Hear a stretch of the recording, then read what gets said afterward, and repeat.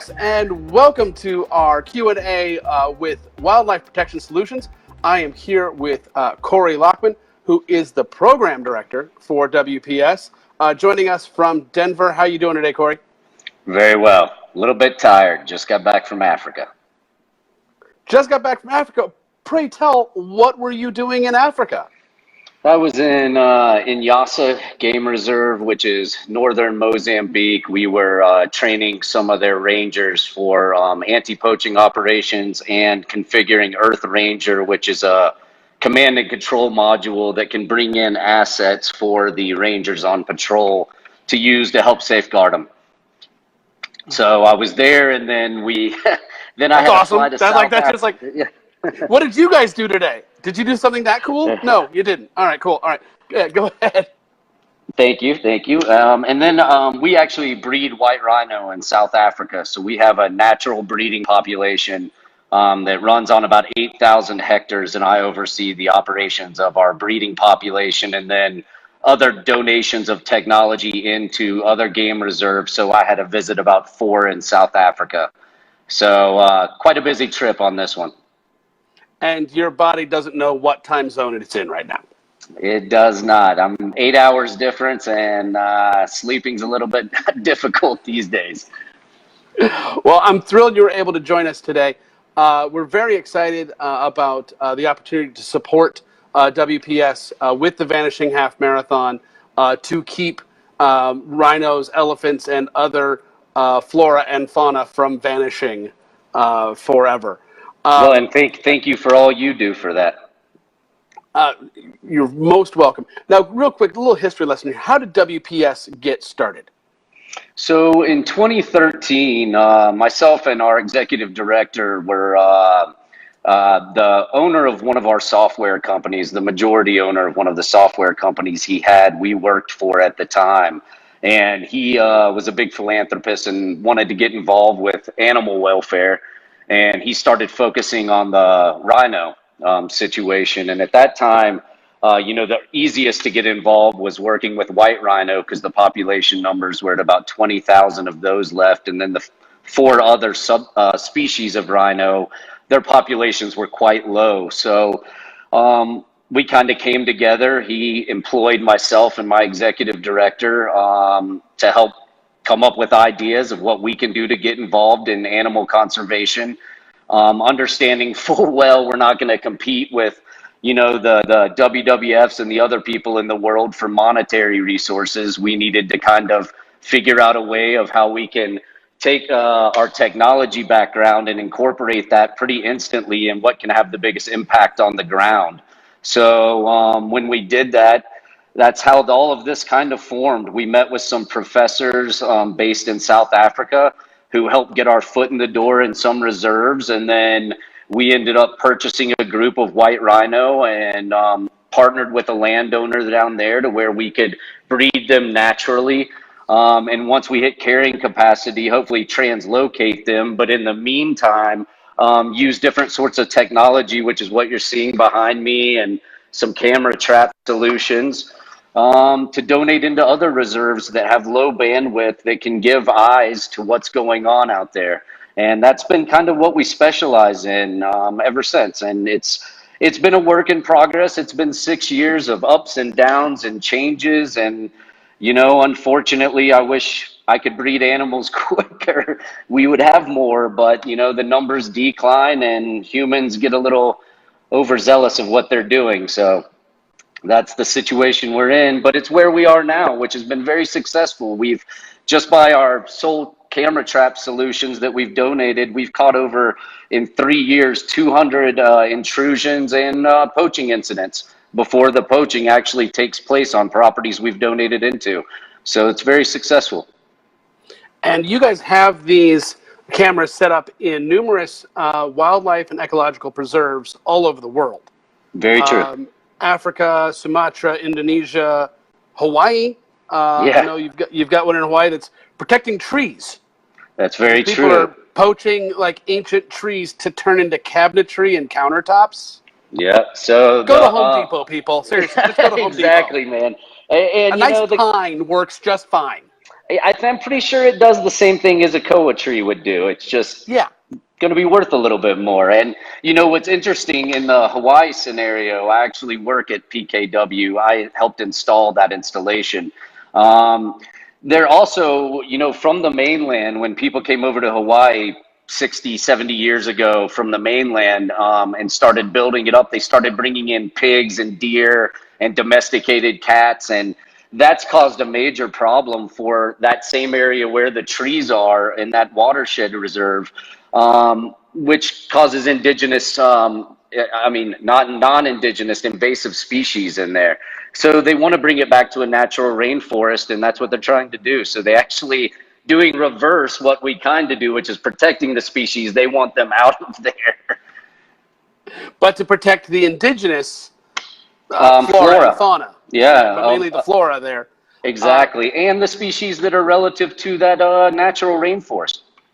Absolutely. So now let's talk about the technology piece. So Sure.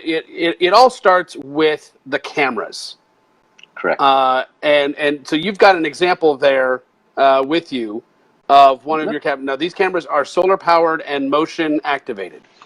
Yeah, Correct? correct. So if you take this one, this is a standard trail camera. It's got an antenna because it can work on a GSM environment. It doesn't require Wi-Fi. It would basically work as the same as a cellular camera. You put a SIM card in it from a cellular distributor in South Africa, MTN, Vodacom. And then this will transmit an image when motion walks in front of it, and it's a no glow. And now what we've built in the background of this is the software application. Now, some of these come with software, but none of them have threat analytics. And if you notice right here, we're kind of picking out different objects. Over here, if you saw that a little bit more, you would see a vehicle. So Yep, I can see that now. we have the ability to pick out vehicles, animals, and humans, and then get an alert via an email or a text. These cameras can stay up, so we also started inventing our own solar boxes that work on a 6-volt, 3 amp hour solar battery. And as you can see, this hangs in a tree with this cable that would go down to the camera and give it an exponential life cycle as long as the 6-volt battery was still getting charged in the sun. The application for Indonesia is a little bit different. This is more of our Africa application. The Indonesian application requires us to actually physically climb above the rainforest canopy and put the solar panels, a much higher one, up in there. And the people who climb these trees are amazing. I do not do that. It is literally what you see on TV, where they barefoot shimmy up and put this up there. Not me either. No, Not me no, either. No, no. not me either. No, so and we incorporate all this technology, and then we find funding and donate it into parks. Most of these parks are quite large, so to have Wi-Fi be put in there via a mesh network would be super expensive. So we have to come up with low bandwidth opportunities that allow us to have eyes in remote portions of the park and also be undetectable when you do that. Outstanding. So now this information, along with the threat analytics, all goes into the WPS Watch app. Correct. What you're seeing right here. And now, usually this kind of stuff that it's only for certain people to see, but WPS Watch is for anyone to see. Yes. So out of the 200 poaching episodes that I was telling you about previously, that have been caught, I would say that about 140 of those in 3 years were caught by our volunteer teams. So our volunteers basically get signed up. They put this, and now this is new. The app is more of a web version these days, so it's easier for people to do it. They don't have to download an app in the App Store. It works on all platforms. But yeah, you sign up. We vet you a little bit. You know, we have to be careful about who's seeing what. We allow the properties to opt out if they don't want people visualizing them, because you got to remember, when you see a rhino on a picture, the metadata needs to be stripped out so that you're not giving a physical location of an elephant or rhino or a lion. And we get a lot of animal photos that come in there. So we do task our volunteers to tag animals, so it helps train the AI software. So from the comfort of your own home, you log in, and You can see a poacher, hit an alert button, it comes to us. We'll either know, is that an employee, like for instance, this guard right here. This is actually a guard. We know that that's at the gate of Madikwe National Park, Madikwe Game Reserve.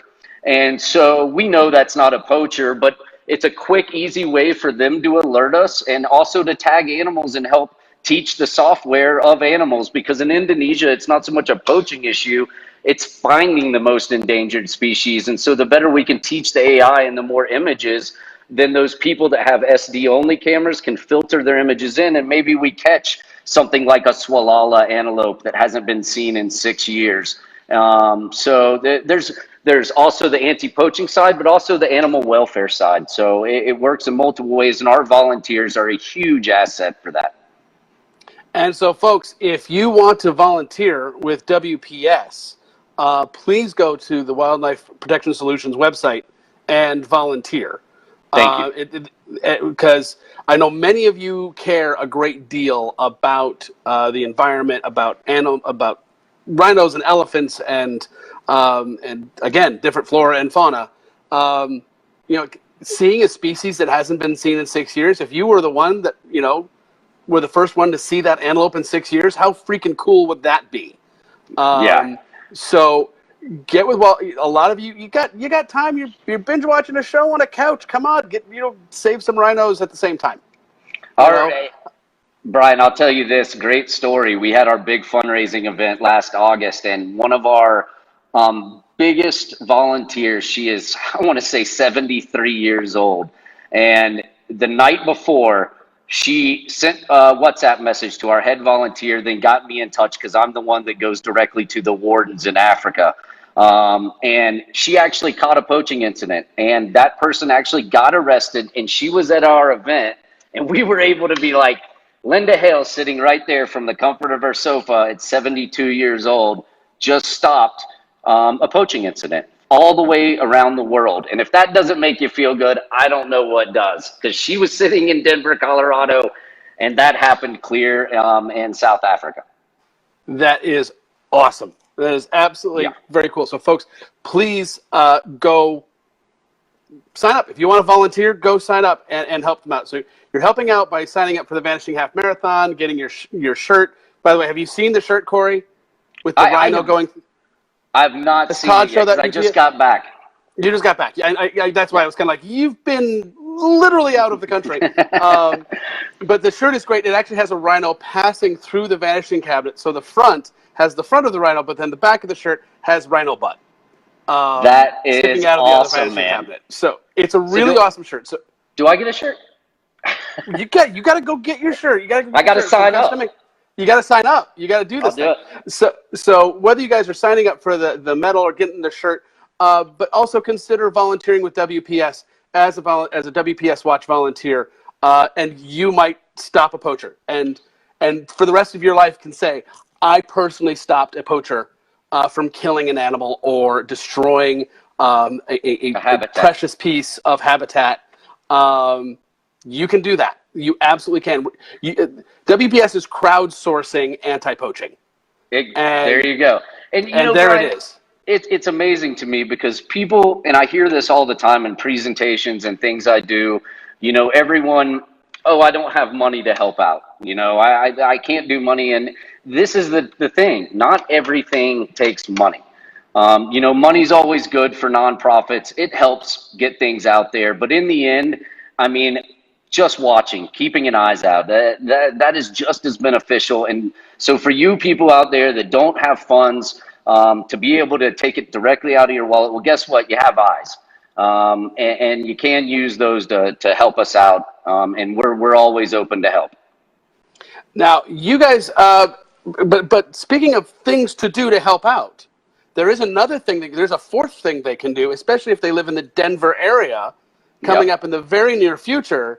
There's a fitness type event that is going to occur. Yeah, and so Running Wild. All you people here are runners and walkers, and WPS has their own event. Tell us about Running Wild. So Running Wild was put on by a friend of ours named Janet Rumsfeld. She's a professor at Regis University. It is a race that happens, I believe it's June 22nd. So not this Saturday, but the following Saturday. 10 days from now. 10 days from now.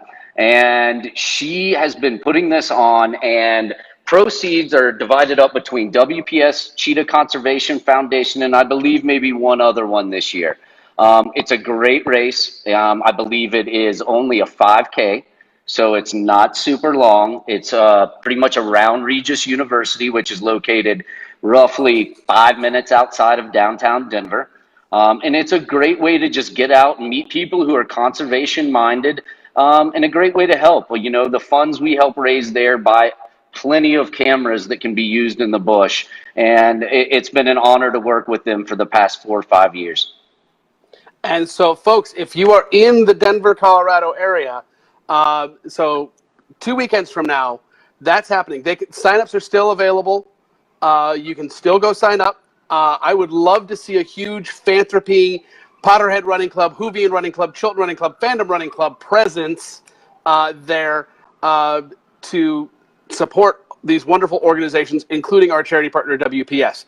It's running, folks. Come on. It's running for animals. It's what we do. Come on. Yep. So go sign up and do that. So lastly, for you, Corey, our goal for this is to give you guys enough funds to fund 80 new cameras for the field. That's the direct impact. All of our events have a so what factor. X amount of dollars equals Y amount of so much good. Yes. And so our goal is 80 cameras for 2019. What kind of impact will 80 cameras have on your mission around the world? What does that mean for a number of preserves or the kind of reach you guys can have? Let's put it this way. We also implement some other technologies that help people on the ecological side. So part of what we do isn't just cameras. We do have engineers that we employ that go to these other things. Now, to tell you what 80 cameras do for WPS Africa and WPS Indonesia and WPS America, it would add I want to say 33% increase in cameras.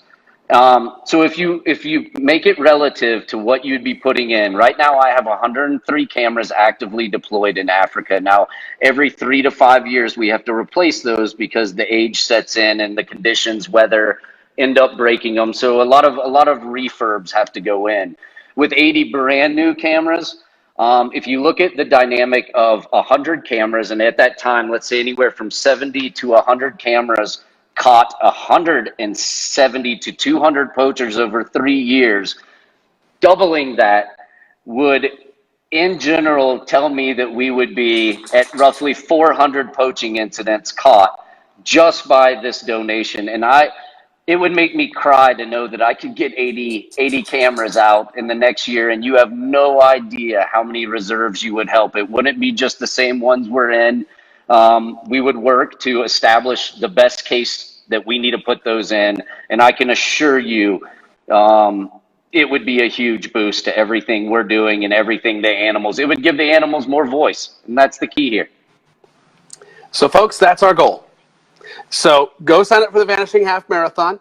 I have a little bit of a surprise that some of you may not have heard this, but we're going to be announcing it here shortly. Because of a small delay, it happens sometimes with our medals, we're actually going to extend registrations for an extra week. And so We're going to extend registrations for a week so we make sure that we get to a sellout, 4,000 registrations for this event. And then we do our time turner event in October, which is more registrations, and then a nice big check to WPS at the end of the year is what we're looking for. So, folks, you got a little bit extra time, but don't delay because we only have about 800 slots left. So we're getting close to selling the sucker out. So it'll stay open until it sells out or until and given an extra week. Since the medals aren't in yet, might as well let people keep signing up and do all we can for WPS. Corey, thank you so much for what you guys do. Animals don't have a voice, and it's up to dedicated humans to give them that voice. And so we are thrilled to partner with you. We are thrilled to support you in everything you guys are doing. And remember, this relationship doesn't end after 2019. This relationship goes on forever. So please keep us informed about what WPS is up to, what new things you guys are doing, how we can help in the future in 2020 and 2025, because once a charity partner, always a charity partner. Well, hey, bless you guys, and thank you for everything you're doing. And man, I'm truly amazed by everything you're doing and willingness to help. It takes good partners. And I'm back in Africa in July, and I'm going to spread the word about what you guys are doing over there. And I'm going to tell you how grateful these animals and just the people over there that risk their lives on a daily basis will be so happy to hear these things are a possibility. So thank you. Thank you so much, Corey. Folks, go sign up for the Vanishing Half Marathon. Get your shirt. Volunteer with WPS Watch. And if you're in Colorado, sign up for Running Wild. Thanks so much, Corey. Guys, have a great day. Thank you, Corey. Thank you. Be well. Bye.